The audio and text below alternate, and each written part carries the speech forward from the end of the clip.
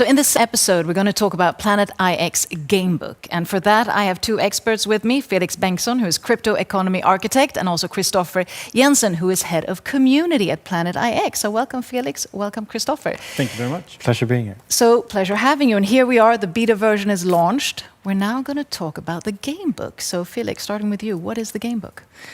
Well, the Gamebook is our Bible. It's a consolidated manual for all users to, read through, understand the concepts, the mechanics, the new infrastructure that Planet IX hold.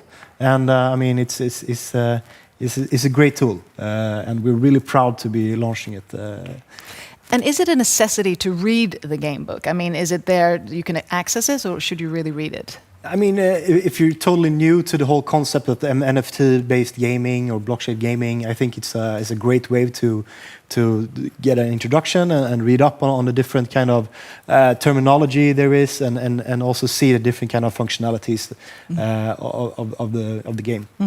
And any other information tools that you can access apart from the Gamebook? I mean, we have talks like this, which is, I think, it's an awesome opportunity to go a bit deeper into some kind of areas. Also, the Medium post, which goes even deeper into that. But apart from that, we have more introductory films for different kind of features also on the Gamebook. So that should be live right now. So there's really a lot of information on how to actually get into the game. So let's dive a bit more into the Gamebook. How does it work, and how do you utilize it? Well, what do you want to learn? Well, let's say, what is a PIX? Well, let's have a look in the Gamebook and see for yourself. Okay, let's have a look.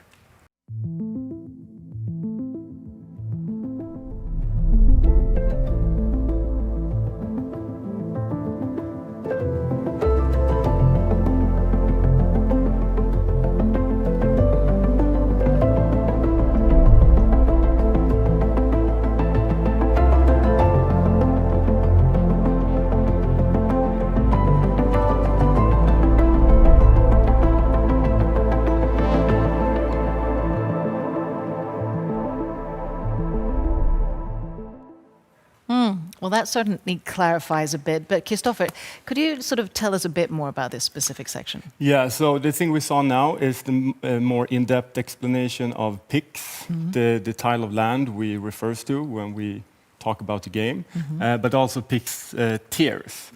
Yeah, it's quite a complex game overall. So we've divided the plots of land into 5 different tiers. Legendary, rare, common, uncommon, and outliers. And then the players can take it from there. And I know we're going to dive more into this in another episode.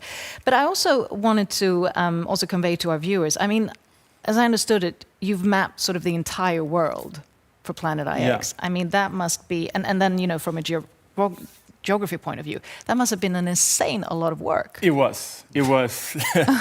It was quite crazy, to be honest. We had 50 people at maximum working full speed to cover the entire surface. It's big, as you know. We needed to differentiate the different land plots in different categories to make it more gamified. So it was a job that was needed to be done. And definitely what brings Planet IX to the forefront, because I mean, you could have chosen to do maybe what most gamings do today. I mean, not really map the entire world. So why did you choose, this specific strategy? I think, if you have to differentiate, if you have to bring something new to the table, you have to go in depth. And, with NFT-based gaming, there has to be some kind of rarity in order for you to know the scarcity of different kind of tiles, and to build upon those game concepts that Planet IX has launched. So I think it was, as Christopher said, a necessity, which was a crazy project, but we really, it all works out very well in the end. Yeah, really interesting. And I presume all this will also be taken into the Gamebook of how this has been done as well? Actually not. The Gamebook is more the handbook, the manual of the in-game features and everything you can do in the game. and this is more maybe a blog post, interesting. Nostalgia. Nostalgia. Yeah. Well, that's important to have, especially along the way. Yeah. I also want to check, because as I know now, the game book is in English, but I mean, we have viewers and going to have players from all over the world. So when is sort of that translation going to go into motion? Yeah, it's an on-working process for us at this point already. We focused on making it in English first to like really, because it's still an ongoing work for us, the game book. It's not going to end. We're going to keep adding things and new features. So we thought it was important to make the fundament, and then we're going to translate it. And the languages we're thinking about at this point is Spanish, Portuguese, Vietnamese, Chinese, and Russian. Yeah, more languages will come, definitely. Exactly. And you've also got the Discord, so players can actually maybe send in recommendations on languages that could be useful, apart from the ones that you mentioned. That's what it's all about. Yeah. If we see a demand for something, we will do what we can to create to create what is needed. Yeah.